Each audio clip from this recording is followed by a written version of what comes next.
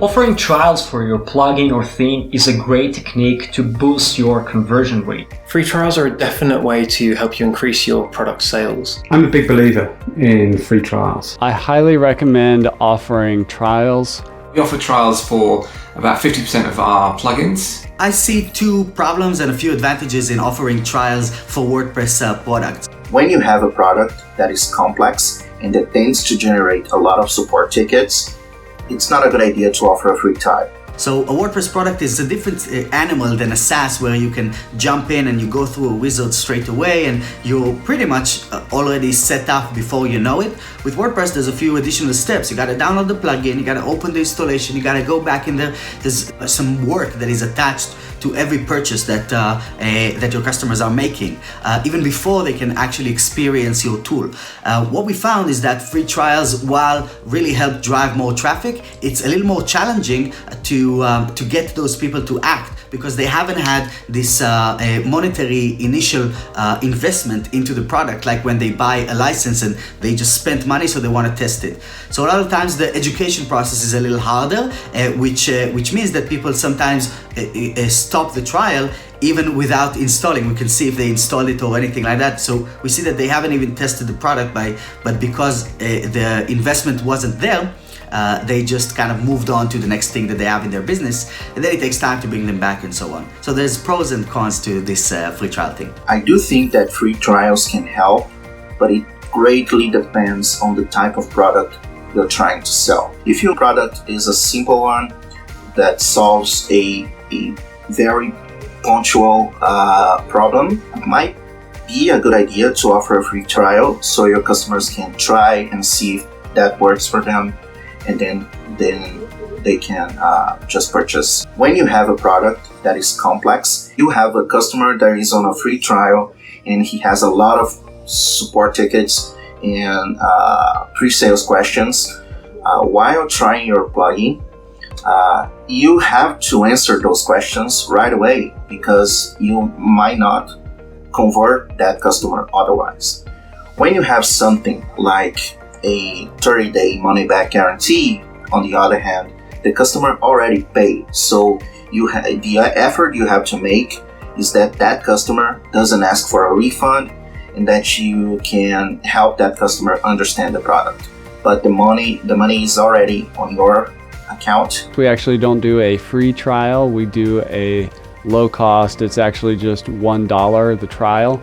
And what the user or the customer gets is a temporary website on our servers for 30 days with our highest end software package. Even though the trial is for 30 days, most people make a buying decision within 2 hours of purchasing the trial. So essentially, it allows people to try before they buy.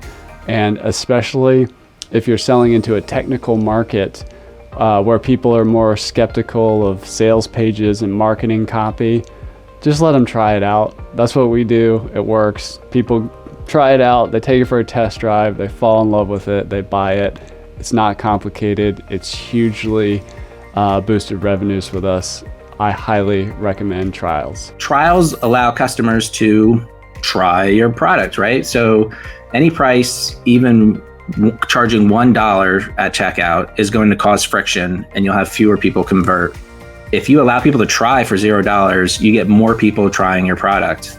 And after that, it's just your job to convince them to stick around. We found trials to be really successful. It's definitely lowered the amount of refunds we're having to issue.